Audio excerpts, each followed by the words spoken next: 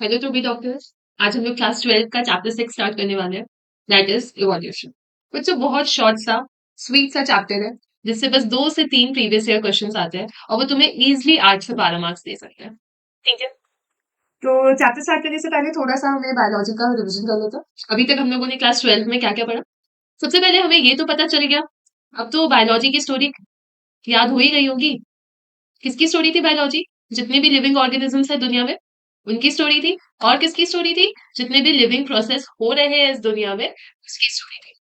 जब हमें ये लिविंग ऑर्गेनिजम्स और लिविंग प्रोसेस की स्टोरी पता चली, तो हमारे माइंड में क्वेश्चन क्या आया, ये लिविंग ऑर्गेनिजम्स कैसे बने? तो फिर हम लोगों ने क्या किया, रिप्रोडक्शन चैप्टर पढ़ा, और रिप्रोडक्शन चैप्टर में देखा कि प्लांट्स कैसे बने पहले, उसके बाद ह्यूमंस कैसे बने, हमने इनके बारे में पढ़ लिया। अब जब हमें पता है हम कैसे बने, तुम कैसे बने, फिर हम लोगों ने ह्यूमंस के अंदर इस रिप्रोडक्टिव हेल्थ का इंपॉर्टेंस पढ़ा। जब हमें ह्यूमंस के अंदर रिप्रोडक्टिव हेल्थ का इंपॉर्टेंस पता चल गया, फिर हमारे माइंड में सबसे बड़ा क्वेश्चन क्या राइज हुआ कि आखिर जो पेरेंट है और प्रोजेनी, मतलब हमारे मम्मी पापा और हमें क्या पास हो रहा है, जो हम अपने मम्मी पापा जैसे दिख रहे हैं। तो हमने उसका पहला आंसर दिया, कुछ कैरेक्टर जा रहे हैं जिसको फैक्टर्स बोलते थे पहले, और आज के डेट में जीन्स बोलते हैं। ये हमने principles of inheritance and variation में पढ़ा। जब हमें ये पता चल गया कि जीन्स जा रहे हैं, अच्छा, तो ये जीन्स किसके बने हैं, नेक्स्ट क्वेश्चन, इसका मॉलिक्यूलर बेसिस क्या है इस इनहेरिटेंस का, ये प्रोसेस होने का। तो फिर उसका आंसर आया डीएनए। मैम बायोलॉजी की स्टोरी तो बहुत इंटरेस्टिंग निकली। हमने स्टार्ट किया लिविंग ऑर्गेनिजम्स कैसे बने, लिविंग ऑर्गेनिजम्स का नामकरण किया, different type of living organisms के बारे में पढ़ा, सारे लिविंग प्रोसेस देख लिए, हम कैसे बने हमने ये देख लिया, हम अपने मम्मी पापा जैसे क्यों देख रहे हैं ये भी हमें पता चल गया। लेकिन मैम अभी भी एक छोटा सा डाउट दिमाग में आया है। वो डाउट क्या है कि मैम हमने सुना है कि हम मंकीज से बने हैं, क्या ये बात सच है क्या?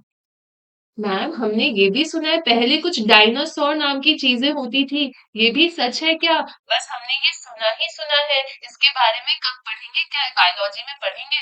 तो बिल्कुल पढ़ेंगे, आज ही पढ़ेंगे। इवोल्यूशन चैप्टर के अंदर पढ़ेंगे, जिसमें हम लोग हमारे हिस्ट्री के बारे में पढ़ेंगे, अर्थ कैसे बना, लिविंग ऑर्गेनिजम्स कैसे बने, ह्यूमंस ह्यूमंस में कैसे ट्रांसफॉर्म हुए, ये पानी कैसे बना, यूनिवर्स कैसे बना, सब कुछ के बारे में आज पढ़ने वाले हैं। बच्चों, मैंने इसका ओआरएस बनाया है, लेकिन मुझे लग रहा है ये जो इवोल्यूशन है, ये कहानी कहानी किसकी, पुरानी हिस्ट्री, हमारी हिस्ट्री। तो मैं अब तुम्हें एनसीईआरटी की लाइन टू लाइन पढ़ाते जाऊंगी, और फिर उसको जो इजी फॉर्म में मैंने यहाँ पे लिख रखा है उसको रिवाइज करूंगी, उल्टा करूंगी, जैसे मैंने क्लास 11 में पढ़ाया था। लेकिन ये पूरी स्टोरी जैसी है, तो NCERT line to line read करते हुए हम लोग फिर ओआरएस पे आ जाएंगे। ठीक है, समझ आया? तो हमें पता है अब इवोल्यूशन क्या है, हमारी हिस्ट्री, हमारी कहानी, हम कैसे बने, दुनिया कैसी बनी, सबकी कहानी। ठीक है, बायोलॉजी सिर्फ एक कहानी है बच्चों, अगर इसको अच्छे से पढ़ो तो। ठीक है, अब सबसे पहले लाइफ, मैम लाइफ अभी तक हम लोगों ने पढ़ा लाइफ फॉर्म्स की हिस्ट्री, लेकिन मैम ये लाइफ कैसे बना ये बताओ, ये आज हम लोग पढ़ने वाले हैं। आ, क्या जो हम अभी देख रहे हैं बस वो अभी प्रेजेंट में ही वो बस वहां पे मूव कर रहा है, ये रियल टाइम एक्सपीरियंस है क्या? बिल्कुल है। लेकिन क्या जो हम लोग ऊपर स्टार्स देख रहे हैं वो रियल टाइम एक्सपीरियंस है? नहीं बच्चों, हम लोग जो आज स्टार देख रहे हैं, वो स्टार मिलियंस ऑफ इयर्स पहले किसी ऑब्जेक्ट से एमिट होकर के अर्थ पे आया है। मतलब दिन में हम लोग क्या देख रहे हैं, प्रेजेंट, रात में हम लोग क्या देख रहे हैं, पास्ट। ठीक है, ये एक बड़ी बात थी। मैम चलो ये तो हमें बचपन से पता था, आप तो बताओ ये यूनिवर्स कैसे बना है, हमने तो बहुत कुछ सुना है इस यूनिवर्स के बारे में। तो बच्चों, इतना बड़ा सा यूनिवर्स, उसमें जो बीच में अर्थ है, क्या वो अर्थ बहुत बड़ा है? नहीं, इस यूनिवर्स में अर्थ बस एक धब्बा है बच्चों, it is just a speck. तो फिर उसके अंदर हम लोग क्या है, हम लोग और भी बड़े धब्बे, हम लोग और भी बड़े स्पेक है। ठीक है, सबसे पहले ये ना तुम लोगों को एक दो चीजें यहाँ पे याद रखनी है बच्चों। ये कितने कितने साल पहले ओरिजिन हुआ, मजेदार चीज है। यूनिवर्स बच्चों 20 बिलियन, बाप रे बाप, इतने पैसे आ जाए तो क्या हो जाएगा। तो 20 बिलियन साल पहले यूनिवर्स बना है। कैसे बना है, बहुत सारी गैलेक्सीज से मिल करके बना है। मैम ये गैलेक्सी क्या होती है? ये गैलेक्सी कुछ नहीं बच्चों, स्टार्स होती है, गैसेस के क्लाउड्स और डस्ट होते हैं, बस कुछ नहीं है, गैसेस है, डस्ट है, ये सब से मिलके गैलेक्सी बनी। मैम क्या बताओगे कि हमारी कौन सी गैलेक्सी है? बचपन से सुनते आए हैं टीवी में, जो भी ज्योग्राफी चैनल ये सब देखते हैं उन्हें पता होगा कि हम किसके अंदर आते हैं, हम मिल्की वे गैलेक्सी के अंदर आते हैं। तो मैम ठीक है, यूनिवर्स 20 बिलियन साल पहले बना, यूनिवर्स के अंदर गैलेक्सी, आप ये बताओ तो यूनिवर्स कैसे बना? एक बिग बैंग थ्योरी, एक बड़ा सा धमाका बस हुआ और ये यूनिवर्स बन गया। क्या इतना आसान था? पढ़ने में तो इतना ही आसान लगता है।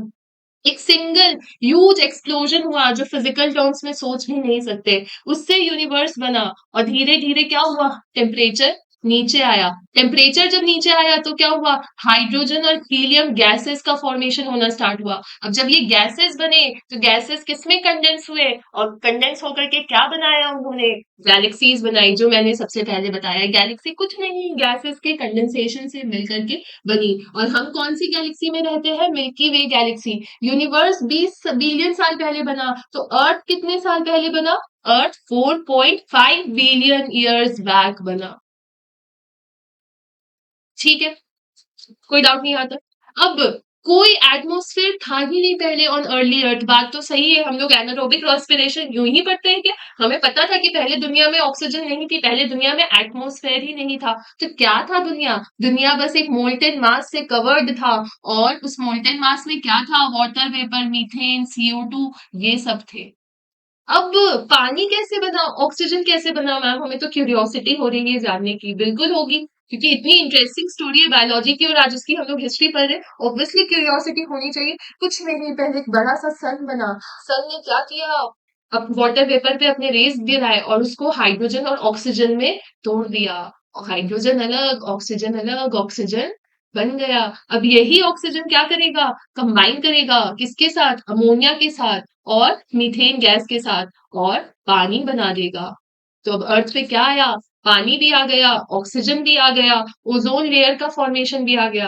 अब सबसे इंपॉर्टेंट चीज, मैम पानी से ओशंस कैसे बने, पानी तो आ गया, बारिश कब करवाओगे? अब धीरे धीरे और टेम्परेचर कूल डाउन होना स्टार्ट हुआ, वाटर वेपर फिर किस में कन्वर्ट होगा, रेन में कन्वर्ट होगा। रेन क्या करेगा, अर्थ में जितने भी गड्ढे हैं वहां पे क्या करेगा, पानी भर देगा, जिसको हम लोग आज के डेट में क्या बोलते हैं, ओशंस बोलते हैं।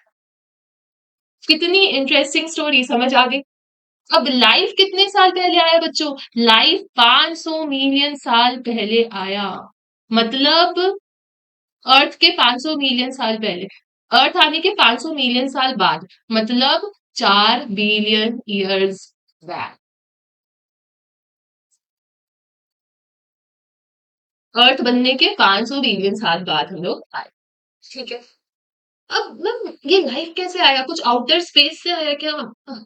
तो कुछ साइंटिस्ट ऐसा बिलीव करते हैं कि आउटर, कुछ थिंकर्स हैं जो ऐसे बोलते हैं कि कुछ स्पोर्स है, और मतलब हम लोग कुछ नहीं, एक स्पोर्स है, different different planets of earth में ये स्पोर्स जा रहे हैं और उसमें लाइफ फॉर्म्स में कन्वर्ट हो जा रहे हैं, जिसको हम लोग पैंसपर्मिया थ्योरी बोलते हैं। बहुत सारे एस्ट्रोनॉमर्स जो है, जो बहुत ज्यादा साइंस में बिलीव करते हैं, वो अभी भी मानते हैं हम लोग कुछ नहीं, एक स्पोर्स है। ठीक है, फिर मतलब सबने अपनी अपनी थ्योरी, क्योंकि उस टाइम पे जैसे नॉलेज था उस बेसिस पे हमने थ्योरीज दी कि हाँ अच्छा हम ह्यूमंस हैं, हम कैसे बने होंगे, हम स्पोर से बने होंगे। फॉर अ लॉन्ग टाइम ऐसा भी माना जाता था कि ये जो लाइफ है बच्चों, वो कुछ नहीं, डिकेइंग और रॉटिंग मैटर, मतलब जो सड़ा गला मैटर है, स्ट्रॉ, मड, ये सब से बनी है। इसको थ्योरी ऑफ स्पॉन्टेनियस जनरेशन बोलते हैं। बट ये तो काफी अजीब सी ही थ्योरी थी कि जो रॉटिंग मैटर, ये सब चीज से लाइफ आना इज वेरी वे। फिर एक लुईस पैस्चर साहब आए। अगेन नाम थोड़ा इंटरेस्टिंग है साइंटिस्ट का, तो कुछ इंटरेस्टिंग बात की होगी इन्होंने, तो बिल्कुल की थी। इन्होंने बोला लाइफ जो है वो प्री एग्जिस्टिंग लाइफ से आई है। प्री एग्जिस्टिंग लाइफ से, लाइफ मतलब पहले कोई लाइफ थी उससे लाइफ आई। क्या प्रूव कर, कैसे प्रूव करोगे? तो उन्होंने क्या किया, एक फ्लास्क ली, प्री स्टेरिलाइज्ड फ्लास्क ली, जिसमें उन्होंने ईस्ट को किल करके रख दिया। तो उन्होंने देखा जब किल्ड ईस्ट था तो कुछ नहीं बना, लेकिन दूसरा फ्लास्क जिसमें एयर आ रहा था, उसमें क्या देखने को मिला कि न्यू लिविंग ऑर्गेनिजम्स उसके आसपास ग्रो करने लगे। तो इससे कौन सी थ्योरी डिसमिस हो गई, वो जो स्पॉन्टेनियस जनरेशन वाली जो थ्योरी थी कि डिकेइंग और रॉटिंग मैटर से लाइफ आता है, ये क्या हुई, ये डिस्कार्ड हो गई। सही बात है, ये तो ऐसे भी कोई थ्योरी ही नहीं थी। उसके बाद आए रशियन साइंटिस्ट ओपैरिन और इंग्लैंड के साइंटिस्ट हैल्डेन। उन्होंने बोला फर्स्ट जो फॉर्म ऑफ लाइफ है वो पक्का कोई ना कोई नॉन लिविंग ऑर्गेनिक मॉलिक्यूल जैसे आरएनए या प्रोटीन से बनी है, मतलब हम लोग कोई केमिकल से बने हैं। तो ये बात थोड़ा थोड़ा सही लग रहा है, क्योंकि हम लोगों ने फर्स्ट चैप्टर में क्या पढ़ा था कि हमारे अंदर केमिकल लोचेस होते हैं, हमारे अंदर केमिकल रिएक्शन होता है, तो हो सकता है कि हम केमिकल से बने हो। लेकिन इसको प्रूव कैसे करोगे? तो उन्होंने देखा कि जो अर्थ पे जो कंडीशन है, हाई टेम्परेचर, वॉल्केनिक स्टॉर्म्स, ये सब में क्या है, अमोनिया है, मीथेन गैसेस है। ठीक है, उन्होंने देखा कि अर्थ में ये सारे नॉन ऑर्गेनिक केमिकल्स पाए जा रहे हैं, मतलब गैसियस फॉर्म में पाए जा रहे हैं। फिर उन्होंने देखा कि तो फिर इसको प्रूव करने के लिए 1953 में एक मिलर साइंटिस्ट है, उन्होंने क्या किया, एक सिमिलर कंडीशन एक फ्लास्क में भी कर दी। ठीक है, उसमें उन्होंने अमोनिया, मीथेन, वाटर वेपर, ये बहुत इंपॉर्टेंट है। अगेन ये बच्चों प्रीवियस ईयर में पूछा गया कि कौन सी गैसेस को यूज किया था। 800 डिग्री सेल्सियस में रखा और उससे उन्होंने ऑर्गेनिक कंपाउंड्स, मतलब नॉन ऑर्गेनिक कंपाउंड से उन्होंने अमाइनो एसिड बना लिया, धीरे धीरे उन्होंने इससे शुगर बना लिया, नाइट्रोजनस बेसिस बना लिया, पिगमेंट्स बना लिया और फैट्स बना लिया। और जब उन्होंने एनालाइज किया मीटियोराइट के कंटेंट को, तो उन्हें देखने को मिला, अरे मीटियोराइट में भी सेम चीज है जो अर्थ पे है, जो इस फ्लास्क में पाई जा रही है। तो इससे क्या पता चला कि हाँ, हम लोग हो सकता है नॉन ऑर्गेनिक मॉलिक्यूल से ऑर्गेनिक कंपाउंड्स का फॉर्मेशन हुआ है, मतलब हम ऑर्गेनिक कंपाउंड्स और नॉन ऑर्गेनिक कंपाउंड्स के मिक्सचर से बने हैं, मतलब हम केमिकल से बने हैं। ऑब्वियसली ये हम लोगों ने बायोमोलिक्यूल्स चैप्टर के अंदर पढ़ा ही था कि हमारे अंदर बहुत सारे केमिकल्स है। तो उस टाइम चलो अभी तक ये जो थ्योरी थी कि हाँ ऐसा हो सकता है, एक लुईस पैस्चर की थ्योरी कि प्री एग्जिस्टिंग कोई लाइफ फॉर्म से हम लोग बने होंगे, और एक इधर एस एन मिलर साहब के जो एक्सपेरिमेंट थे, और जो रशिया की जो पैरिन थी और इंग्लैंड के हेलन, उन्होंने जो बोला कि हाँ हम लोग हो सकता है नॉन लिविंग ऑर्गेनिक मॉलिक्यूल से ट्रांसफॉर्म होकर के हम बने होंगे। तो ये जो केमिकल इवोल्यूशन था उसको थोड़ा सा वेटेज दिया गया। अभी तक हमें पता है नॉन लिविंग ऑर्गेनिक मॉलिक्यूल्स, मतलब नॉन लिविंग मॉलिक्यूल्स के बारे में हम लोगों ने पढ़ लिया। अभी तक कोई लिविंग मॉलिक्यूल्स का जिक्र नहीं हुआ है, तो अभी मतलब 2000 साल पहले तक तो कोई लिविंग सेल्यूलर लाइफ फॉर्म नहीं आया था। नॉन सेल्यूलर हमें पता था, और नॉन सेल्यूलर में भी अगर कोई सेल आया भी होगा तो सिंगल सेल्ड ऑर्गेनिजम्स थे। ठीक है, अब मैम हम लोग को नॉन सेल का जान करके क्या करना है, ये कहानी तो चलो कहानी के फॉर्म में ही ठीक थी, लेकिन हमें तो सेल्यूलर लाइफ फॉर्म्स का बताओ ना, हमें तो हमारे बारे में जानना है, हमारे अंदर सेल्स कब आए, हम कैसे बने। ठीक है भैया, तो हम लोग अब पढ़ेंगे लाइफ फॉर्म्स का इवोल्यूशन एक थ्योरी के फॉर्म में। अब अगेन सबने उस टाइम अपनी अपनी नॉलेज के बेसिस पे, उस टाइम में कुछ रिलीजियस लोग होंगे, उन्होंने बोला ऐसा कुछ नहीं है, तुम जो सोच रहे हो कि लिविंग ऑर्गेनिज्म जो है वो नॉन लिविंग ऑर्गेनिज्म से मिलकर के बना है, इन केमिकल से उन केमिकल से मिलकर के बना, ऐसा कुछ नहीं है। जो लिविंग ऑर्गेनिजम्स आज थे पहले भी वही थे। उन्होंने ऐसा बोल दिया रिजिड होकर के, जैसे लोग करते हैं, जैसे रिलीजियस, ऐसे बोलना नहीं चाहिए मुझे, लेकिन कुछ लोग काफी रिजिड होते हैं अपने थॉट्स को लेकर के, तो उन्होंने बोला ऐसा कुछ नहीं है, तुम जो सोच रहे हो बिल्कुल नहीं है, पहले भी यही लिविंग ऑर्गेनिजम्स थे, अभी भी वही है। लेकिन ये बात हमें सच तो नहीं लगी होगी। फिर दूसरा है, उन्होंने बोला डाइवर्सिटी हमेशा ऐसी ही थी, हमेशा इतने ही लिविंग ऑर्गेनिजम्स थे और फ्यूचर में भी इतने ही लिविंग ऑर्गेनिजम्स होने वाले हैं। और उन्होंने बोला बस अर्थ जो है वो 4000 साल पुराना है, ऐसा बोलते हुए निकल गए, खत्म गई। लेकिन 19th सेंचुरी में फिर एक साइंटिस्ट थे जो थोड़े समझदार थे, एचएमएस बीगल साइंटिस्ट, वो ना घूम रहे थे सी वॉयज में, पूरा वर्ल्ड टूर कर रहे थे। तो उन्होंने बोला नहीं यार, ये जो रिजिड लोग बोल रहे हैं कि हमेशा से लाइफ ऐसा था, ऐसा नहीं है, क्योंकि उन्होंने इतने सारे लिविंग फॉर्म्स को जब दुनिया का भ्रमण कर रहे थे तो उन्हें पता चला कि सारे जो लिविंग ऑर्गेनिजम्स है सब डिफरेंट है, कुछ लिविंग ऑर्गेनिजम्स में कुछ सिमिलैरिटी है, ये सब चीजें उन्हें देखने को मिली, तो उन्होंने इस थ्योरी को चैलेंज किया। तो जब थ्योरी को चैलेंज किया उस टाइम एक चार्ल्स डार्विन, अगेन बच्चों फादर ऑफ इवोल्यूशनरी बायोलॉजी, याद है डार्विन ऑफ 20th सेंचुरी, मैंने पढ़ाया था चैप्टर 1 में, अर्नस्ट मेयर साहब को बोलते थे, और उसी दिन मैंने बताया था कि डार्विन साहब कौन थे। ये डार्विन साहब ही तो इवोल्यूशनरी बायोलॉजी के रचयिता थे, उन्होंने ही इसके बारे में बताया।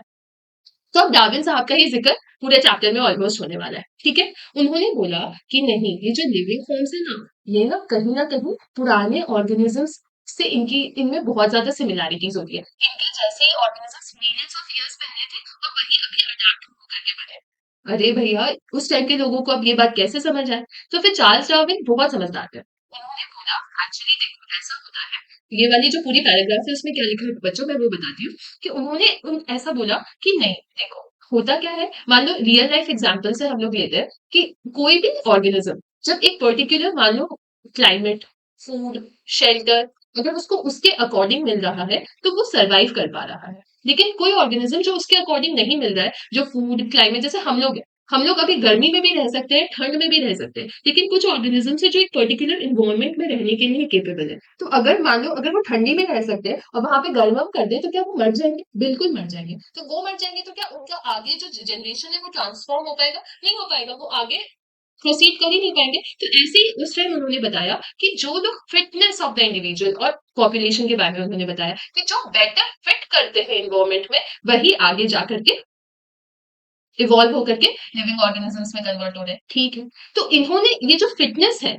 ये जो फिटनेस ऑफ द इंडिविजुअल है उसको रिलेट किया रिप्रोडक्शन से। कैसे?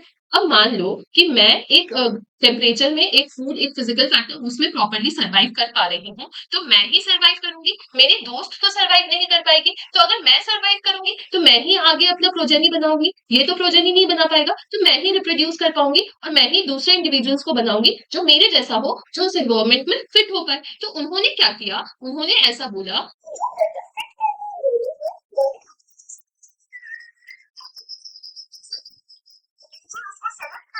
नेचर किसके लिए सेलेक्ट करना है, उसको एनवायरमेंट में रहने के लिए, जिसको हम लोगों ने टर्म क्या दिया, नेचुरल सिलेक्शन। ये तो बहुत समझदारी वाली बात लगी कि अच्छा ऐसा हुआ होगा कि पहले कुछ लिविंग ऑर्गेनिजम्स एग्जिस्ट कर रहे होंगे, लेकिन उनको उनके जैसा कंडीशन नहीं मिला तो वो खत्म हो गए, लेकिन उनके साथ कुछ उनका दोस्त लिविंग ऑर्गेनिजम्स होंगे जो उस कंडीशन में सरवाइव कर पाए होंगे और वो आज के डेट में जिंदा है। ये तो सिंपल सा बात था। ठीक है, तो ऐसे ही मैले आर्किपेलेगोस एल्फ्रेड वेलेस साहब आए, उन्होंने भी यही सेम कंक्लूजन दिया। अच्छा मतलब हमारी एक हिस्ट्री है, पहले हम कोई लिविंग ऑर्गेनिजम्स थे, फिर हम लोगों को कोई चैलेंजेस आए जिसमें कुछ लोग उस चैलेंज को पूरा करके सर्वाइव कर पाए, कुछ लोग नहीं कर पाए। सिंपल, जिसको हम लोगों ने नेचुरल सिलेक्शन बोला। इतना दूर तक समझ आया?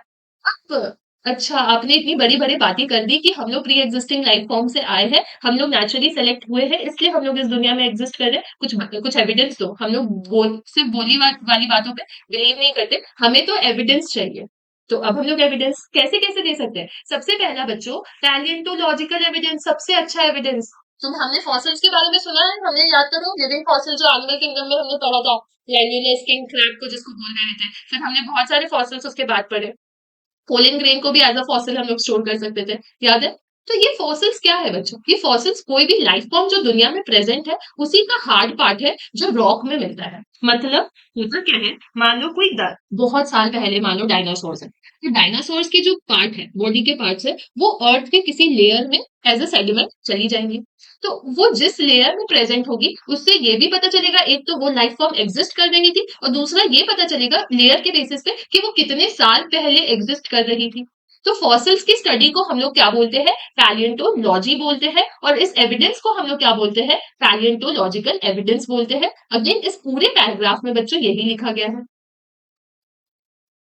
ठीक है, ये पैलियोंटोलॉजिकल एविडेंस के बारे में। अच्छा तो हमें पहले के लाइफ फॉर्म्स के बारे में कैसे पता चला, फॉसिल से पता चला। अब यहाँ पे क्या क्वेश्चन अराइज होता है, मैम और एविडेंसेस, हम सिर्फ इस पे बिलीव नहीं करेंगे, हमें और भी एविडेंसेस चाहिए। तो दूसरा एविडेंस आया एम्ब्रायोलॉजिकल एविडेंस, वो ना हेगल साहब ने दिया, लेकिन इनकी कोई मतलब नहीं थी एम्ब्रायोलॉजिकल, वो ऐसा बोलते थे कि मान लो इम्ब्रायो एक ऑर्गेनिज्म है, उसका जो इम्ब्रायोलॉजिकल स्टेट है वो हो सकता है दूसरे ऑर्गेनिजम्स के एडल्ट फॉर्म में पाया जाए। ऐसा हो सकता है क्या?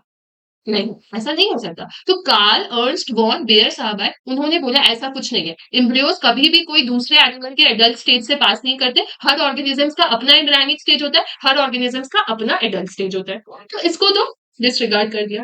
अब जो सबसे अच्छी थ्योरी थी बच्चों कि हम लोगों ने एनाटॉमी की स्टडी की, हम लोगों ने मॉर्फोलॉजी की स्टडी की और हम लोगों ने फंक्शंस की स्टडी की। मतलब हम लोगों ने ऐसा देखा कि दो ऑर्गेनिजम्स जिसकी एनाटॉमी तो सेम है, मतलब वो एनाटॉमी का क्या मतलब होता है, उसकी स्ट्रक्चर, वो स्ट्रक्चर तो सेम लग रहा है, हाँ भले ये हो सकता है कि उनके फंक्शंस जो है वो डिफरेंट हो गए हो। अच्छा तो ये इंडिकेट कर रहा है कि हो सकता है ये दोनों ऑर्गेनिजम्स के एंसेस्टर एक हो, मतलब उनके दादा दादी हो सकता है एक हो, लेकिन उनको अपने स्ट्रक्चर के फंक्शंस को चेंज करना पड़ा हो डिपेंडिंग ऑन द नीड। हो सकता है जरूरत के बेसिस पे उन्होंने अपने काम को चेंज कर लिया। मान लो हमारे दादाजी के दो बेटे हैं, ठीक है, एक बड़ा और एक छोटा।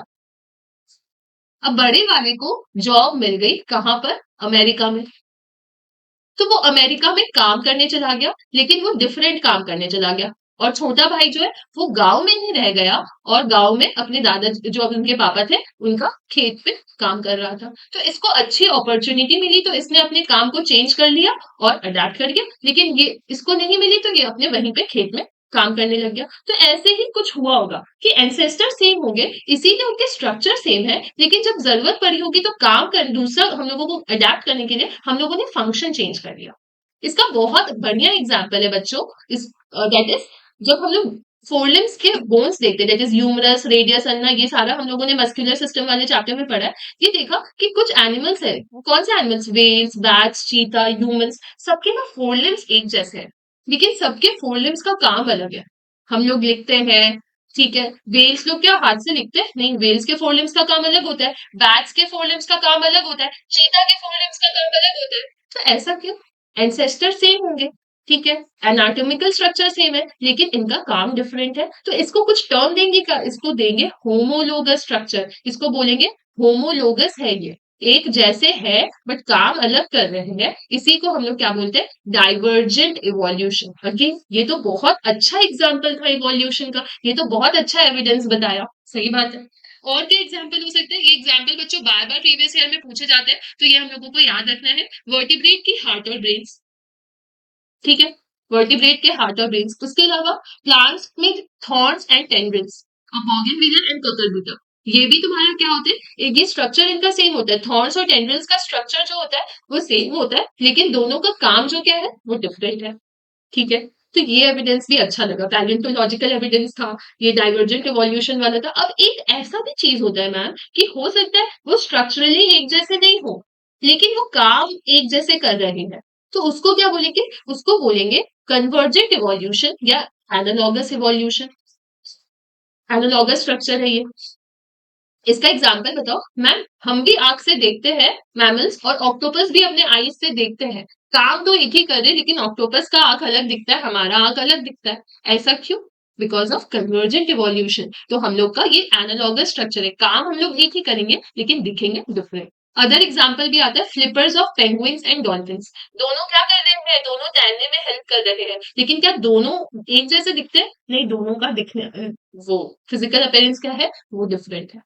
अब प्लांट्स में भी ऐसा होता है, स्वीट पोटैटो एंड पोटैटो में, उसमें रूट का मॉडिफिकेशन हुआ, पोटैटो का मॉडिफिकेशन हुआ, फंक्शन सेम करेंगे लेकिन स्ट्रक्चर दिख कैसे रहे?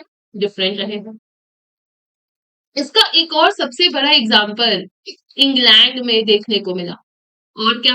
अब इंग्लैंड में क्या देखने को मिला? इंग्लैंड में क्या था, एक एरिया थी जहां पर व्हाइट कलर के मॉथ थे और ब्लैक कलर के मॉथ थे। अब क्या हुआ? वहां पे इंडस्ट्रियलाइजेशन हो गया, और जब इंडस्ट्रीज आती है तो वो एरिया क्या होता है? काला काला हो जाता है, उसके जितने भी पेड़ पौधे थे सब ब्लैक हो गए। जब ये पेड़ पौधे ब्लैक हुए तो क्या, जब यहाँ पे व्हाइट कलर का मॉथ प्रेजेंट होगा तो ब्लैक में व्हाइट क्या होगा? हाईलाइट होकर के दिखेगा। तो जब वो हाईलाइट होकर के दिखा तो सारे प्रेडेटर ने इसको क्या किया? मार दिया। लेकिन जब इसी ब्लैक पे इस ब्लैक कलर के मॉथ्स थे, तो क्या प्रेडेटर इसको पहचान पाए? नहीं। क्यों? इसने क्या कर लिया? कैमोफ्लाजिंग हो गई ना इसकी। तो अल्टीमेटली ये क्या कर गए? सरवाइव कर गए। तो इंडस्ट्रियलाइजेशन से पहले हमें कौन से मॉथ मिल रहे थे? व्हाइट, और इंडस्ट्रियलाइजेशन के बाद कौन से मॉथ मिलने लग गए? तो ब्लैक। तो ये भी क्या एक बहुत बड़ा एग्जाम्पल है इवोल्यूशन का। और क्या ये एग्जाम्पल हमें नेचुरल सिलेक्शन के बारे में बताता है? बिल्कुल बताता है। यही चीज यहाँ पे पूरी लिखी है। अब यहाँ पे एक बहुत इंपॉर्टेंट चीज आता है कि हर्बिसाइड और पेस्टिसाइड्स हम लोग यूज करते हैं, जहाँ पे हर्ब्स ग्रो करते हैं, जहाँ पे हम लोग पेड़ पौधे लगाते हैं, वहां पे हम लोग इंसेक्ट्स को मारने के लिए, ऑर्गेनिजम्स को मारने के लिए हर्बिसाइड और पेस्टिसाइड पेस्ट लगा रहे हैं, ठीक है, छिड़क रहे हैं वहां पे।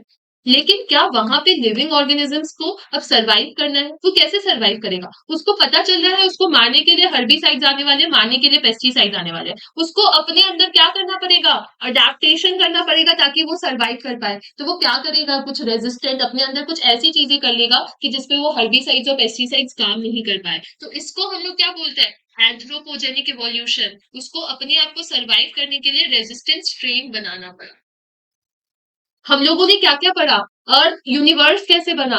अर्थ कैसे बना? अर्थ के अंदर जितनी भी गैसेस है, पानी है, ऑक्सीजन है, नॉन सेल्युलर लाइफ फॉर्म्स है, सेल्युलर लाइफ फॉर्म्स है, सब कैसे बने? जब सब हमें पता चला तो डार्विन साहब ने क्या बताया कि बताओ आखिर इवोल्यूशन कैसे हुआ? तो उन्होंने नेचुरल सिलेक्शन थ्योरी के बारे में बताया। हम लोगों ने इसको माना नहीं, हम लोगों को प्रूफ चाहिए था, तो हम लोगों ने एविडेंसेस मांगा, हम लोगों ने पैलियोंटोलॉजिकल एविडेंस दिया, एम्ब्रायोलॉजिकल एविडेंस दिया, उसके बाद भी हम लोग नहीं सेटिस्फाई हुए, तो हम लोगों ने मॉर्फोलॉजिकल फंक्शनल सिमिलैरिटी के बेसिस पे इनको 2 पार्ट ऑफ इवोल्यूशन में क्लासिफाई किया। फिर हम लोगों ने एक बहुत अच्छा एग्जाम्पल मौत का पढ़ा, जिससे हम लोगों को नेचुरल सिलेक्शन का जो क्राइटेरिया था वो ज्यादा अच्छी तरह से क्लियर हुआ। फिर हमें पता चला एक एंथ्रोपोजेनिक एक्शन से भी इवोल्यूशन हो सकता है।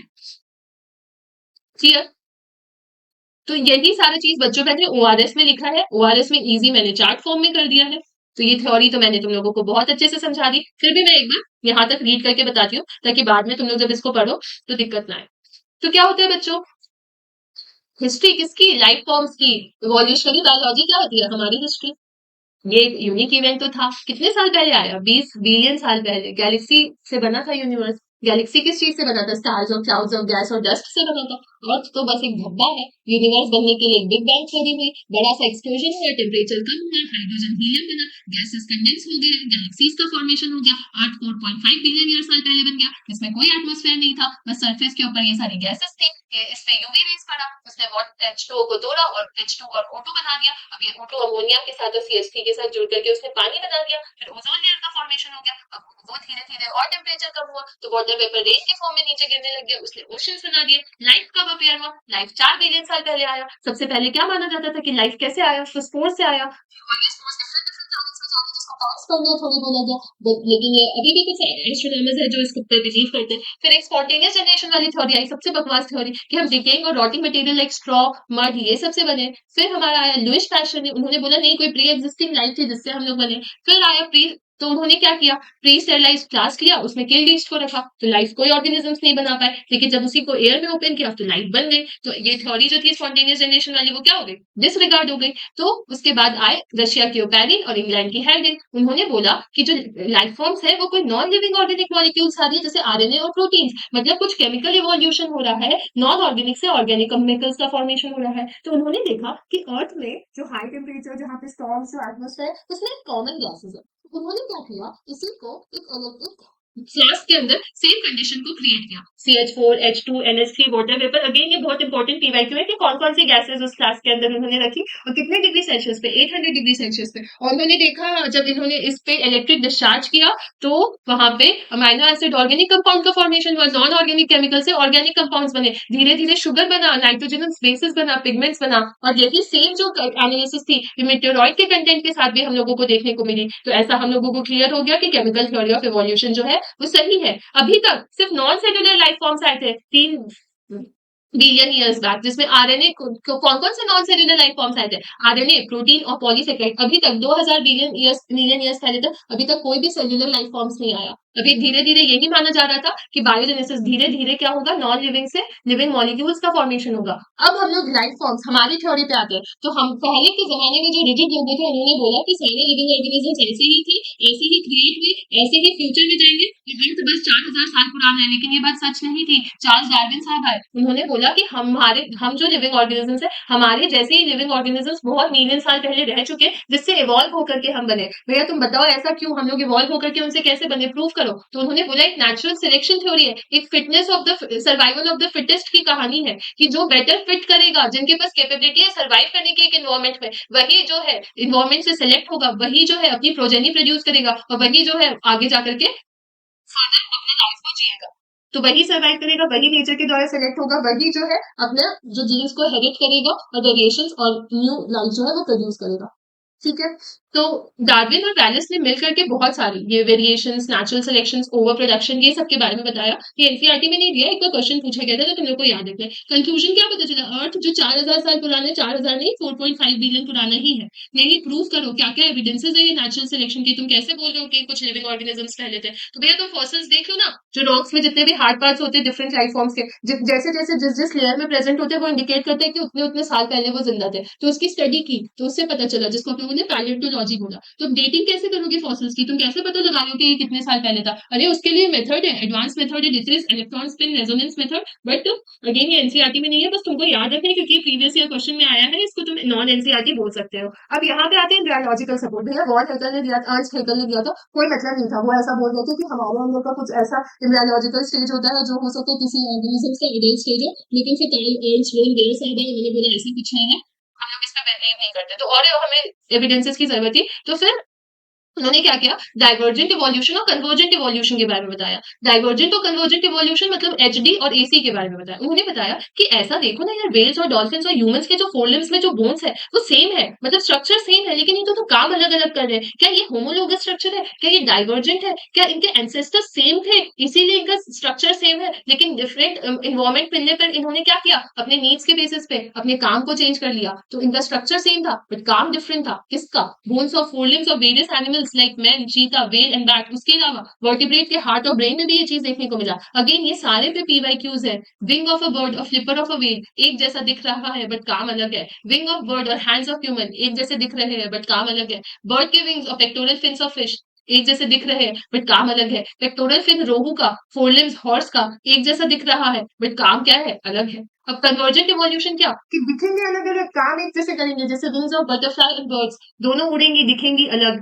ऑक्टोपस के आईज और मैमल्स के आईज, पेंगुइन के फ्लिपर्स एंड डॉल्फिन के फ्लिपर्स, डॉगफिश के फ्लिपर्स एंड व्हेल के फ्लिपर्स, और प्लांट्स में स्वीट पोटैटो का मॉडिफिकेशन और पोटैटो का मॉडिफिकेशन, ये दिखेंगे अलग अलग बट काम एक जैसे करेंगे। इसका और हमें एग्जाम्पल चाहिए, अभी भी हम संतुष्ट नहीं हुए। तो हम लोगों ने देखा कि इंग्लैंड में एक इंडस्ट्रियल मिलानिज्म, इंडस्ट्रियलाइजेशन से पहले व्हाइट मॉथ ज्यादा था, लेकिन इंडस्ट्रियलाइजेशन के बाद जब ये ब्लैक ब्लैक हो गया तो व्हाइट मॉथ को प्रेडेटर ने ढूंढ के मार दिया और सिर्फ ब्लैक मॉथ यहाँ पे जिंदा बच गया। तो इससे क्या पता चला, जो बेटर अडेप्ट कर रहा है वही सर्वाइव कर रहा है, वही पॉपुलेशन साइज को बढ़ा रहा है। और क्या, और भी बताओ हमें। तो और क्या था, इवोल्यूशन बाय एंथ्रोपोजेनिक एक्शन, जिसमें हम लोगों ने देखा कि जो ऑर्गेनिजम्स थे उनको पता चल गया कि उनको मारने के लिए कुछ आ रहा है, तो उन्होंने अपने रेजिस्टेंट वीड्स बना लिए और उन्होंने क्या किया, एंटीबायोटिक रेजिस्टेंट यूकैरियोट्स अपने अंदर उन्होंने मॉडिफिकेशन कर लिया कि ना उनको हर्बिसाइड मार पाए ना उनको एंटीबायोटिक्स मार पाए। ठीक है, यहाँ तक समझ आ गया। अब हम लोग आते हैं एक बहुत इंपॉर्टेंट कॉन्सेप्ट पे बच्चों, जिसको बोलते हैं अडैप्टिव रेडिएशन। नाम से शायद थोड़ा सा क्लियर हो रहा होगा, अडैप्टिव रेडिएशन मतलब कुछ ऑर्गेनिज्म एक पर्टिकुलर एरिया में रहते हैं मान लो, और जब वो दूसरे ज्योग्राफिकल एरिया में जा रहे हैं तो वो अपने अंदर क्या कर रहे हैं, मॉडिफिकेशन प्रोड्यूस कर रहे हैं उसको डिपेंडिंग ऑन द नीड्स। तो ये प्रोसेस ऑफ इवोल्यूशन देखो, डिफरेंट स्पीसीज एक गिवन ज्योग्राफिकल एरिया में वो रेडिएट करके दूसरी एरियाज में जा रही है और वहां की ज्योग्राफी के अकॉर्डिंग चेंज हो रही है।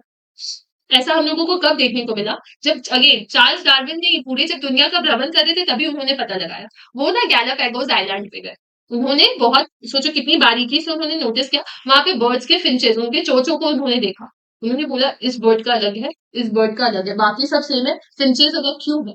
तो उन्होंने सोचा अच्छा, पहले ये सीड खाती थी इसलिए इसका फिंचेस ऐसे है। फिर दूसरी जगह गई जहां उसको सीड्स नहीं मिले, उसको इंसेक्टिवोरस बनना पड़ा, तो उसने अपना फिंचेस अलग कर लिया। फिर कुछ ऐसी जगह गई जहां पे उसको वेजिटेरियन बनना पड़ा, तो वहां पे उनके वेजिटेरियन फिंचेस आ गए। तो मतलब ये अपने नीड्स के बेसिस पे डिफरेंट डिफरेंट ज्योग्राफिकल एरिया में जा रहे हैं और डिफरेंट डिफरेंट चीजों में मॉडिफाई, अब सेम स्ट्रक्चर को डिफरेंट चीजों में मॉडिफाई करे, मतलब ये रेडिएट करके वहां पे अडेप्ट कर रहे हैं, that is adaptive radiation. Radiate करके अडेप्ट करना। तो अगेन ये एग्जाम में बार बार पूछा जाता है। इसका एक और एग्जाम्पल था ऑस्ट्रेलियन मार्सोपियल्स। ये ऑस्ट्रेलियन मार्सोपियल्स डिफरेंट डिफरेंट जगह गए और अपने आप को डिफरेंट डिफरेंट मॉडिफिकेशन में कर लिया। ये मार्सोपियल ऑस्ट्रेलिया में जब थे, वो कहीं तस्मानिया में गए तो तस्मानियन फिश बन गए, टाइगर कैट में मॉडिफाई, सब एक ही ऑर्गेनिज्म से देखो डिफरेंट डिफरेंट फॉर्म्स में कन्वर्ट हो गए। अब यहाँ पे एक बहुत बड़ा कॉन्सेप्ट आता है, अडैप्टिव रेडिएशन हमने समझ लिया। कई बार क्या होता है बच्चों, ऐसा भी होता है कि एक पर्टिकुलर एरिया है, मान लो एक ज्योग्राफिकल, यहाँ से अडैप्टिव रेडिएशन होकर के वो एक एरिया में गए, ठीक है।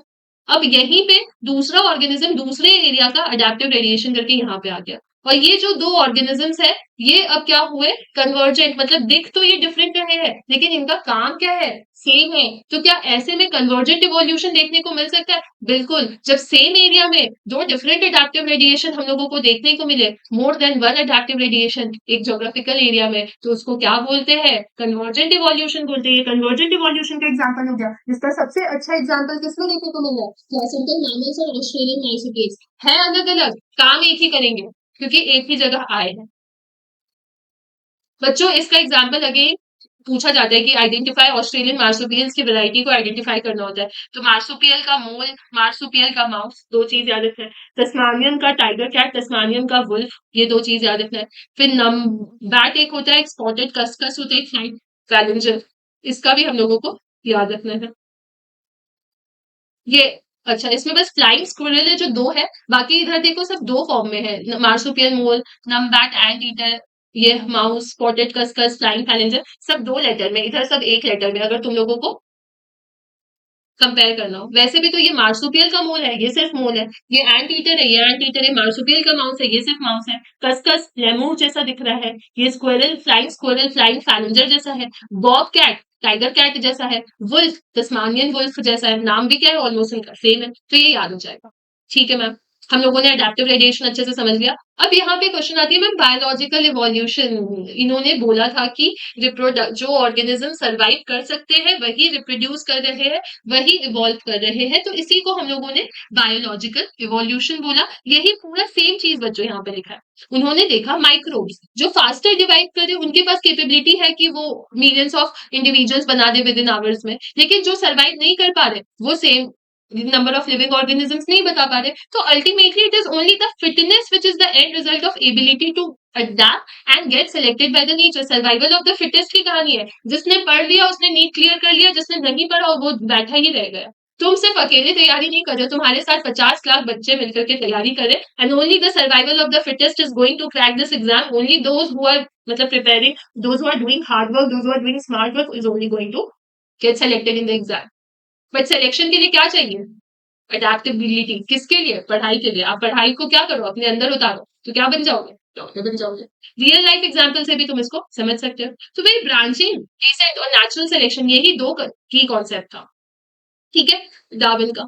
अब यहाँ पे एक लेमार्क साइंटिस्ट है, उन्होंने भी डार्विन जैसी ही चीजें देखी। उन्होंने उन्होंने बताया था कि जो जिराफ की जो नेक है वो इतनी लंबी आखिर नेक क्यों हो रही है, क्योंकि उसको लंबे लंबे पेड़ से खाना था। तो अगर वो अपना नेक लंबा नहीं करता तो वो लंबे लंबे पेड़ों से खाता कैसा? ये अडेप्टेशन की वजह से उनकी नेक लंबी हो गई। सही बात है। अब यहाँ पे एक और क्वेश्चन अराइज होता है, क्या इवोल्यूशन एक प्रोसेस है कि रिजल्ट ऑफ प्रोसेस है? ऑब्वियसली इवोल्यूशन एक प्रोसेस होगा, धीरे धीरे हम लोग इवॉल्व कर रहे होंगे।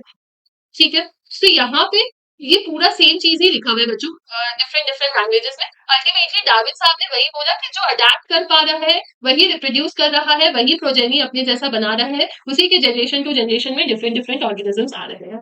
ठीक है, अब यहाँ पे एक और इम्पोर्टेंट क्वेश्चन आती है कि आखिर ये एवोल्यूशन हुआ कैसे? ठीक है, हमने पढ़ लिया कि अडेप्टिव रेडिएशन के बारे में भी पढ़ लिया, हमने बायोलॉजिकल इवोल्यूशन में नेचुरल सिलेक्शन थ्योरी के बारे में पढ़ लिया। बताओ बच्चे, इवोल्यूशन हुआ कैसे? तो यहाँ पे ना डार्विन साहब की लड़ाई चली एक साइंटिस्ट के साथ। डार्विन साहब कुछ बोल रहे थे, डी राइस साहब कुछ बोल रहे थे। डी राइस बोला कि म्यूटेशन हुआ, सिंगल स्टेप में हुआ, लार्ज म्यूटेशन हुआ, रैंडम म्यूटेशन हुआ, जिसका कोई डायरेक्शन नहीं था। उन्होंने ये बोला।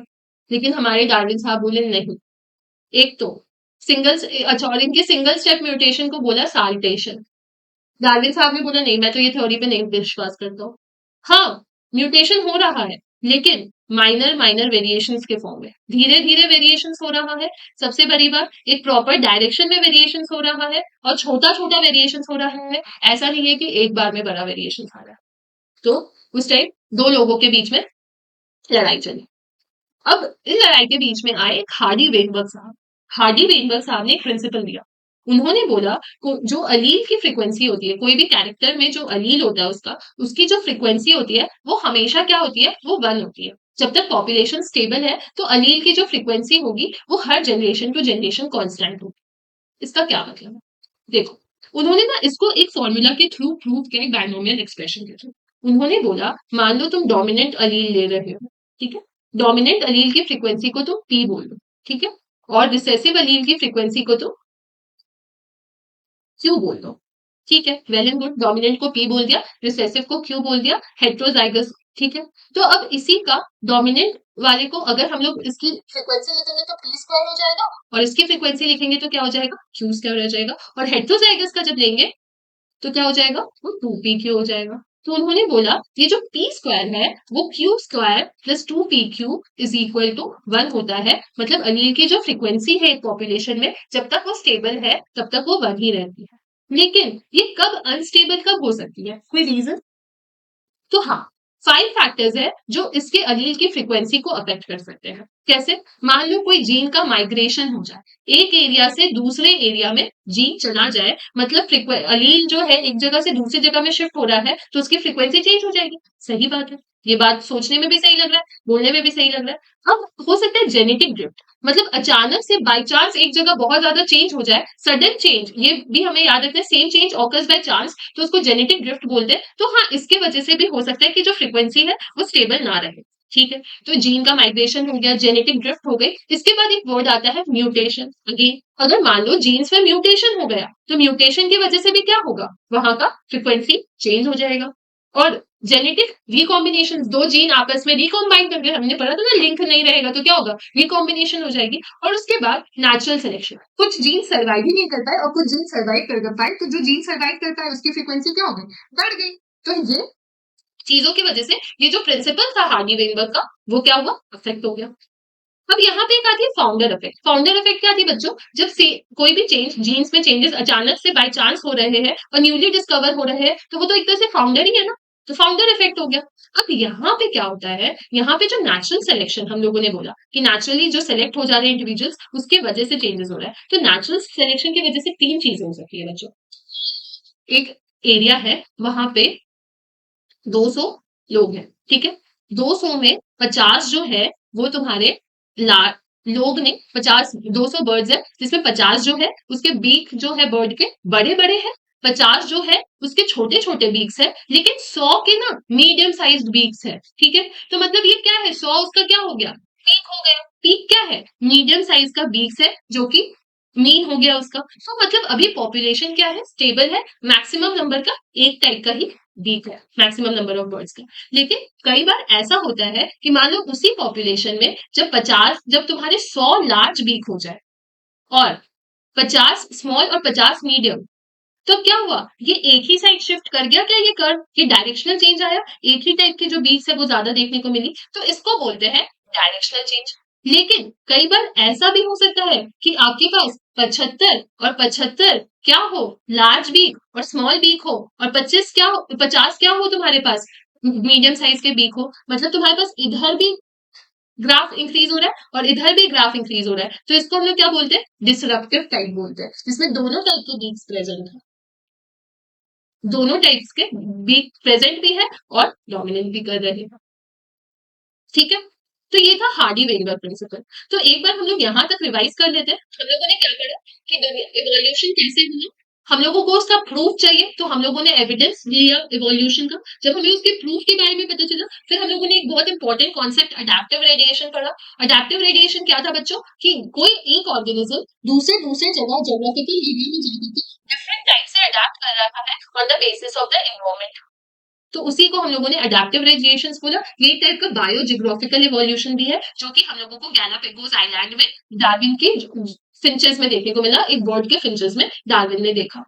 और एक ऐसा ही इवोल्यूशन ऑस्ट्रेलियन मार्सुपियल्स ने भी दिखाया। लेकिन कई बार ऐसा होता है कि एक ही एरिया में दो अडेप्टिव रेडिएशंस देखने को मिलते हैं, लेकिन अब क्या है, इनका स्ट्रक्चर तो क्या है, डिफरेंट है, लेकिन ये सेम फंक्शन परफॉर्म कर रहे हैं, तो ये कन्वर्जेंट इवोल्यूशन शो कर सकते हैं, जो कि प्लेसेंटल मैमल्स और ऑस्ट्रेलियन मार्सुपियल्स के बीच में हम लोगों को देखने को मिला। अब जब हमें ये पता चल गया तो हमें बायोलॉजिकल इवोल्यूशन के बारे में बताओ। तो बायोलॉजिकल इवोल्यूशन कुछ नहीं थी बच्चों, जो उन्होंने नेचुरल सिलेक्शन थ्योरी बताई उसी का एक्सटेंडेड वर्जन थी, जिसमें ये था कि जो ऑर्गेनिजम्स अपने आप को जो सर्वाइव कर पा रहे हैं वही क्या कर रहे हैं, रिप्रोड्यूस कर रहे हैं ज्यादा प्रोजेनी, वही जनरेशन टू जनरेशन आगे बढ़े जा रहे हैं। अब मैकेनिज्म के लिए डार्विन की लड़ाई हुई डीव राइस साहब से। उन्होंने बोला कि ये जो वेरिएशन है वो हेरिटेबल है और छोटे छोटे हो रहे हैं, एक ही डायरेक्शन में हो रहे हैं और धीरे धीरे हो रहे हैं। लेकिन डीव राइस ने बोला नहीं, ये जो इवोल्यूशन है ये इसमें एक बड़ा सा म्यूटेशन हो रहा है जो कि अचानक हो रहा है, जिसका कोई डायरेक्शन नहीं है, ये सिंगल स्टेप में हो रहा है, जिसको सॉल्टेशन बोल रहे हैं। और उन्होंने ये प्रूव किया एक इवनिंग प्राइमरोज के बेस पे काम करके। फिर इन्होंने ये बताया मैकेनिज्म ऑफ इवोल्यूशन को। फिर एक हार्डी वेनबर्ग आए, उन्होंने बोला कोई भी जो अलील की एक एरिया के जो ऑर्गेनिजम्स के जो कैरेक्टरिस्टिक्स होते हैं, उसकी जो अलील की फ्रीक्वेंसी है वो ना स्टेबल रहती है जब तक उसमें कोई चेंज जनरेशन टू जनरेशन जब तक कोई बड़ा चेंज ना आए। बड़ा चेंज का क्या मतलब हुआ बच्चों? बड़ा चेंज मतलब जब तक कोई वहां से जीन माइग्रेट करके दूसरी जगह ना चल जाए, तो अचानक से कोई बाय चांस जेनेटिक ड्रिफ्ट ना हो जाए, सडन म्यूटेशन ना हो जाए, या जीन्स का रिकॉम्बिनेशन ना हो, या नेचुरल सिलेक्शन वहां पे किसी ऑर्गेनिज्म के पर्टिकुलर जीन का ना हो, तब तक हार्डी वेनबर्ग प्रिंसिपल अप्लाई रहता है। मतलब एक डोमिनेंट जीन की जो फ्रीक्वेंसी होती है और एक रिसेसिव जीन की जो फ्रीक्वेंसी होती है, उसका जब हम लोग स्क्वायर निकालते हैं प्लस टू पी क्यू, तो वो उसका जब बाइनोमियल एक्सप्रेशन निकालते हैं तो वो वन के इक्विवेलेंट होता है, वो स्टेबल होता है। लेकिन नेचुरल सिलेक्शन की वजह से क्या हो सकता है? नेचुरल सिलेक्शन तीन फॉर्म में हो सकता है। एक टाइप का मीन अटेन हो रहा हो, लेकिन एक हो सकता है जब एक डायरेक्शन एक पर्टिकुलर जो कैरेक्टरिस्टिक है वो ज्यादा डोमिनेट कर रही हो, और ऐसा भी हो सकता है कि दो कैरेक्टरिस्टिक्स जो है वो डोमिनेट कर रही हो इंस्टेड ऑफ बीच वाले कैरेक्टरिस्टिक्स के, तो उसको हम लोग डिस्ट्रप्टिव बोलते हैं। तो एक स्टेबिलाईजिंग हो सकता है, एक डायरेक्शनल हो सकता है, और एक डिस्ट्रप्टिव हो सकता है। ठीक है। अब यहाँ पे अब थोड़ा सा इवोल्यूशन की स्टोरी बता दो। मैम इतना पढ़ लिया, अब थोड़ा सा धीरे धीरे इवोल्यूशन के बारे में बता दो कि कैसे कैसे क्या क्या हुआ होगा। तो सबसे पहले जो नॉन सेल्यूलर एग्रीगेट्स थे वो सेल्स में कन्वर्ट हुए होंगे, फिर उसके ठीक है, उसके बाद ये सेल्स क्या करेंगे? ऑक्सीजन रिलीज करेंगे। सेल्स ऑक्सीजन कैसे बनाएंगे? कुछ वही फोटोसिंथेसिस वाला प्रोसेस होगा, लाइट रिएक्शंस होगा, जहाँ पे वाटर स्प्लिट होगा और ऑक्सीजन का फॉर्मेशन होगा। अगेन सबसे पहला जो सिंगल सेल्ड ऑर्गेनिजम्स फिर मल्टी सेल्यूलर फॉर्म्स में कन्वर्ट हुए होंगे। 500 साल पहले, 500 मिलियन ईयर्स पहले इनवर्टिब्रेट्स आए थे। जॉलेस फिशेस जो है वो 350 मिलियन ईयर्स बैक आए थे। जो पहला ऑर्गेनिजम्स था जो लैंड में आया था वो प्लांट्स थे, ये भी याद रखना है। फिर एनिमल्स आए धीरे धीरे लैंड पे, पहले प्लांट्स आए फिर एनिमल्स आए। फिर जो फिशेस थी वो लैंड पे नहीं आ सकती थी तो वो वाटर पे चली गई, वो भी 350 मिलियन ईयर्स बैक पहले हुआ। फिर एक ऐसा पता चला कि 1938 में एक फिश साउथ अमेरिका से हमें मिली और वो सीलाकेंथ थी, जो ऐसा माना जा रहा था वो एक्सटिंक्ट हो चुकी है, लेकिन वो मिली हमें, और फिर उसको हम लोगों ने लोब फिन्स नाम दिया, और वही फर्स्ट एम्फीबियंस थी जो कि लैंड और वाटर में रहती थी, दैट इज लोब फिन्स। फिर उसके कोई भी स्पेसिमेन आप तो हमारे पास नहीं बचे, उस टाइम में मिली थी। उसके बाद कुछ ऐसे हमारे एंसेस्टर्स है, मॉडर्न डे फ्रॉग्स, सैलमेंडर्स, ये सब के एंसेस्टर्स थी वो, मतलब ये जो एम्फीबियंस की एंसेस्टर्स थी लोब फिन्स। उसके बाद पता चला एम्फीबियंस किस में मॉडिफाई हुए? एम्फीबियंस रेप्टाइल्स में मॉडिफाई हुए। ये याद है ARAM? तो पहले उसके पहले फिशेस थी, तो फिशेस इसमें एम्फीबियंस में कन्वर्ट हुई होगी, एम्फीबियंस रेप्टाइल्स में, रेप्टाइल्स एव्स में, और एव्स फिर किस में कन्वर्ट हुए होंगे? मैमल्स में। तो वैसे ही है कि अब रेप्टाइल्स एम्फीबियंस रेप्टाइल्स में कन्वर्ट हो गए, लेकिन रेप्टाइल्स की एग्स जो है वो सन में डायरेक्ट नहीं होती जैसे एम्फीबियंस की होती है, तो ये डिफरेंस हमें देखने को मिला। उसके बाद टर्टल, टॉर्टोइस, क्रोकोडाइल्स ये सारे आए। उसके बाद 200 मिलियन ईयर्स पहले जो रेप्टाइल्स थे वो डोमिनेट करने लगे 200 मिलियन ईयर्स पहले। उसके बाद उसी टाइम टेरिडोफाइट से सब आने लग गया। अब कुछ रेप्टाइल्स जो है वो वापस से वाटर में चले गए ताकि वो फिश बन सके। ये 200 साल पहले हम लोगों को देखने को मिला। अब जो लैंड में रेप्टाइल्स थे वो कौन से थे? तो अभी हम लोगों ने जब सबसे पहले इंट्रोडक्शन स्टार्ट किया था उसमें हम लोगों ने डायनासोर्स बोला था। तो लैंड रेप्टाइल्स जो थे वो डायनासोर्स थे। उसमें जो सबसे बड़ा था वो टिरानोसोरस था, 20 फीट लंबा था। सोचो, जो टीवी में देखते हैं वो सही हम लोग देखते हैं। उसके बाद 65 मिलियन ईयर्स पहले वो सडनली मर गए और हमें नहीं पता कि वो क्यों मरे, अभी अच्छी तरह से वो क्लियर नहीं है। फिर वो यही रेप्टाइल्स की एरा जो थी, फिर वो बर्ड्स में ट्रांसफॉर्म हुए। उसके बाद पहले मैमल्स बने। मैमल्स, जो पहले मैमल्स थे वो श्रूज जैसे थे, उनका फॉसिल छोटा छोटा था। और मैमल्स क्या थे? अपने अंदर अपने न्यूबॉर्न को बॉर्न कर रहे थे। मैमल्स ज्यादा इंटेलिजेंट भी थे। फिर रेप्टाइल्स जब कम हुए तो मैमल्स ने क्या किया? पूरा दुनिया को कवर कर लिया। तो ऐसे ऐसे क्या हुआ? हमारा इवोल्यूशन हुआ, एम्फीबियन से, रेप्टाइल से, एव से, मैमल्स। ठीक है। फिर ओरिजिन, अब मैन सबसे इंपॉर्टेंट, ये तो चलो ठीक है कैसे धीरे धीरे इवॉल्व होकर के हम बने, लेकिन अब बताओ हम कैसे बने? मैन कैसे इवॉल्व हुआ धीरे धीरे? हमें होमोसेपियन से पहले हम क्या थे? हम बंदर थे, तो हम किस टाइप के बंदर थे ये भी हमें पता होना चाहिए। तो बच्चों सबसे पहले 15 मिलियन साल पहले प्राइमेट्स थे, जिसको हम लोग डायोपेथिकस और रामापेथिकस के फॉर्म में थे। जिसमें डायोपेथिकस जो है बच्चों वो एप लाइक था, और जो रामापेथिकस है वो इंसान जैसा थोड़ा थोड़ा दिख रहा था। तो ये जो इंसान जैसा दिख रहा था, ये दोनों जो थे ये बॉडी में हेयरी थे। चिंपैंजीज और गोरिल्लाज, और कोई नहीं, ये चिंपैंजी और गोरिल्ला ही थे रामापेथिकस। ठीक है, तो हम लोग उससे ही बने, ये बात तो फैक्ट है। ठीक है, फिर मैन लाइक बोन्स की फॉसिल्स हमें तंजानिया जंगल, इथोपिया ये सब में मिली। ठीक है, फिर 3 से 4 मिलियन साल पहले हमें मैन जैसे ही पैरों के निशान मिले ईस्टर्न अफ्रीका में, मैन लाइक प्राइमेट्स के। ठीक है? बट वो साइज़ जब वो हमें निशान मिले, तो ये हमें पता चला कि वो ज़्यादा लंबे नहीं है, वो 4 फीट के ही थे, लेकिन वो सीधे चल रहे थे जैसे ह्यूमन्स चलते हैं। तो हमें अपने एंसेस्टर्स के बारे में पता चलने लगा। कि नहीं, जब डायलोपेथिकस हुआ, रामापेथिकस हुआ, फिर 2 मिलियन ईयर पहले ऑस्ट्रेलियोपेथिकस आए, जिसमें ऑस्ट्रेलियोपेथिकस ये हंट करते थे। ये जो एनिमल्स थे, ये जो एनिमल्स बोले, ह्यूमन्स बोले, क्या बोले इनको, ये जो ऑर्गेनिजम्स थे, ये हंट करते थे, विद स्टोन वेपन से हंट करते थे और फ्रूट्स खाते थे। मतलब ये सारे पहले जो थे वो वेजिटेरियन थे। ठीक है? फिर उसके बाद सबसे पहला जो ह्यूमन बीइंग लाइक हमारे लाइक जो ऑर्गेनिजम्स है वो होमो हैबिलिस थे। इनकी ना ब्रेन की कैपेसिटी थी 650 टू 800 सीसीज की कैपेसिटी थी। ये मीट ये सब नहीं खाते थे। उसके बाद फिर आए होमो इरेक्टस आए। होमो इरेक्टस 1.5 मिलियन ईयर्स पहले आए और होमो इरेक्टस अब धीरे-धीरे क्या होगी? जैसे-जैसे ऑर्गेनिजम्स हम ह्यूमन्स में हम लोग कन्वर्ट होने वाले होंगे तो हमारी ब्रेन की कैपेसिटी क्या होगी? बढ़ जाएगी और होमो इरेक्टस फिर मीट खाना भी स्टार्ट कर दिए। उसके बाद नियंत्रण मैन आए जिनकी ब्रेन साइज जो थी अगेन अब 1400 हो गई और वो 40,000 से 1 लाख ईयर्स पहले हमें मिल रहे थे। ठीक है? अब इन्हें थोड़ा-थोड़ा आइडिया होने लग गया। अब इन्हें पता चल गया कि अपने बॉडी को कवर करना है, तो वो अपनी बॉडी को प्रोटेक्ट करना स्टार्ट कर दिए और जो डेड ऑर्गेनिजम्स थे उनको दफनाना स्टार्ट कर दिए। थोड़ी इनकी ब्रेन की कैपेसिटी और बढ़ी। फिर लास्ट में अफ्रीका में होमो सेपियंस आए जो डिफरेंट डिफरेंट जगह पे चले गए। तो किस एरा में आए? 75,000 से 10,000 साल पहले होमो सेपियंस आए। और इसमें भी ये जो आर्ट हम लोग देखते हैं ना केव्स ये सब में, ये 18,000 साल पहले आई थी। ठीक है? एग्रीकल्चर 10,000 साल पहले आया था।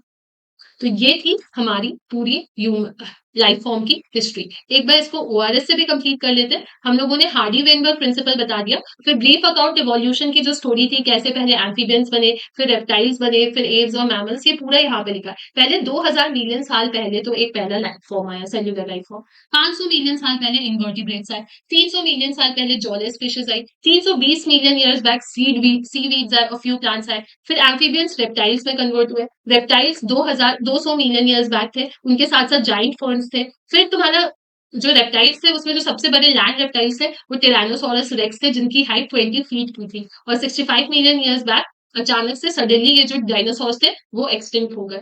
अब यहाँ पे ना ये बच्चों एनसीईआरटी में नहीं दिया हुआ है, लेकिन प्रीवियस ईयर क्वेश्चन में पूछा जाता है इनके एरा के बारे में कि ये इनवर्टिब्रेट कौन से एरा में थे, तो प्रोटेरोजोइक एरा में थे। फिर जो फिशेस और एम्फिबियंस थे वो पैलियोजोइक एरिया में थे और फिर बर्ड्स और रेप्टाइल्स जो थे डायनासोर्स जिसको हम लोग जुरासिक पीरियड भी बोलते हैं जिस टाइम जिम्नोस्पर्म्स थे तुम्हारे वो मीजोजोइक एरिया चल रहा था और फिर फाइनली जो मैमल्स आए वो तुम्हारा सीनोजोइक एरिया था। तो इसको तुम पीपीएमसीपी ऐसे करके याद रख सकते हो और फिर प्रोकैरियोटिक माइक्रोब्स आए जिसको हम लोग प्री कैम्ब्रियन एरिया बोलते हैं।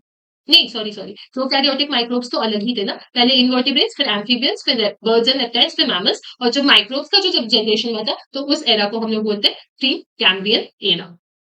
फिर हम लोगों ने अपने बारे में पढ़ा तो 15 मिलियन ईयर पहले हम कैसे थे, गोरिल्ला और चिंपैंजी जैसे थे, जिसमें ड्रायोपेथिकस जो था वो एप लाइक था और रामापेथिकस कैसा था, मेल लाइक था। फिर उसके बाद ऑस्ट्रेलियोपेथिकस आए, ऑस्ट्रेलियोपेथिकस के बाद तुम्हारा क्या आया, होमो हैबिलिस, होमो इरेक्टस, निएंडरथैल मैन और होमो सेपियंस आया, जिसमें इसकी ब्रेन की कैपेसिटी कंटिन्यूअसली देखो क्या हो रही है, बढ़ रही है। पहला ह्यूमन बीइंग कौन था, होमो हैबिलिस था। फिर 1.5 मिलियन ईयर पहले ये आया, फिर 75,000 से 10 साल पहले तुम्हारा होमो सेपियंस आया, अफ्रीका में आया। जैसे-जैसे इधर जा रहे हैं, इधर भी गायब होते जा रहे हैं। ये मीट नहीं खाते थे, फिर ये मीट खाना स्टार्ट किए, फिर ये अपनी बॉडी को प्रोटेक्ट करना स्टार्ट किए। एग्रीकल्चर 10,000 साल पहले आया था। चिंपैंजी सबसे क्लोजेस्ट रिलेटिव है हमारा। और ये मैन के भी ना नाम है, जैसे निएंडरथैल मैन के पहले हीडलबर्ग मैन था, पेकिंग मैन था, बाद में क्रो-मैग्नन आया। ठीक है? ये एनसीईआरटी में कब दिया हुआ नहीं है, लेकिन एक बार तुम्हारा प्रीवियस ईयर में पूछा गया, इसलिए मैंने इसको यहाँ पे लिखा है। और फर्स्ट जो डोमेस्टिकेट जिस एनिमल को हमने डोमेस्टिकेट किया था बच्चों, वो कौन था, वो डॉग्स थे। लास्ट में ये पढ़ लो यार बच्चों, इसका पढ़ लो यार, थोड़ा-सा ईज़ी है, ये तुरंत हो जाएगा। ये जो सीक्वेंस ऑफ इवेंट्स है, पहले ऑर्गेनिक मोनोमर आए, फिर पॉलीमर ऑब्वियसली, फिर प्रोटोबायट, फिर फाइनली डीएनए बना होगा। अर्लीएस्ट ऑर्गेनिजम्स नॉन ग्रीन थे, एनारोब्स थे, ये भी पता है। अमाइनो एसिड जो मिलर्स हाइपोथेसिस में सबसे पहले अमाइनो एसिड बनी थी, लेकिन उसपे ग्लूटामिक एसिड नहीं बना था। और ओपैरिन और हाइडेन की जो थ्योरी थी, तो उससे कोई ऑक्सीजन नहीं था। मून में पानी नहीं होता। सबसे अबंडेंट ऑर्गेनिक कंपाउंड जो अर्थ में है, वो सेल्यूलोज है। फर्स्ट लाइफ जो आई थी अर्थ में, वो प्योर होता था। उसके केमिकल्स पहले बने थे, तो केमिकल्स पहले थे करने वाले ऑर्गेनिजम्स बने होंगे। फिर सबसे पहले केमिकल हेटेरोट्रॉप्स बने। फिर स्ट्रोंशियम 90 सबसे डेंजरस होता है होमो सेपियंस के लिए। हमारे बॉडी में कुछ वेस्टिजियल ऑर्गन्स होती है जिसका हमारे बाद में कोई काम नहीं होता। जैसे हमारी जो विज़डम टूथ होती है, बॉडी के ऊपर हेयर्स का कोई काम नहीं है, निक्टेटिंग मेम्ब्रेन का कोई काम नहीं है, वर्मीफॉर्म अपेंडिक्स का बॉडी में कोई काम नहीं है। आरएनए जो होती है वो सीक्वेंस बताती है फाइलोजेनी की। अर्लीस्ट फॉसिल हॉर्स की इओहिपस कहलाती है। पैरेललिज्म क्या होता है? कन्वर्जेंस को ही हम लोग बोलते हैं, कन्वर्जेंट इवोल्यूशन को ही बोलते हैं। और ओरिजिन ऑफ स्पीसीज थ्योरी किसने दी थी? डार्विन ने ही दी थी। और theory of inheritance of acquired character Lamarck ने दिया था। और जर्म प्लाज्म की कंटिन्यूटी के बारे में विस्मैन ने बताया था। स्पीसीज जो डिफरेंट जोग्राफिकल एरियाज को ऑक्यूपाई करती है उसको एलोपैट्रिक बोलते हैं। और स्पेशिएशन से रिप्रोडक्टिव आइसोलेशन होता है। ये बस एक एक बार पढ़ना है क्योंकि एनसीईआरटी में दिया नहीं है, लेकिन प्रीवियस 37 ईयर्स के पीवाईक्यूज है तो मैंने उसको एक जगह लिख दिया है। ठीक है, बस इसको 2-3 बार 4 बार रीड कर लोगे तो उतना बहुत है। तो आज हम लोगों ने इवोल्यूशन हम कैसे बने उसकी जो स्टोरी है वो पूरी तरह से कंप्लीट कर ली। Thank you.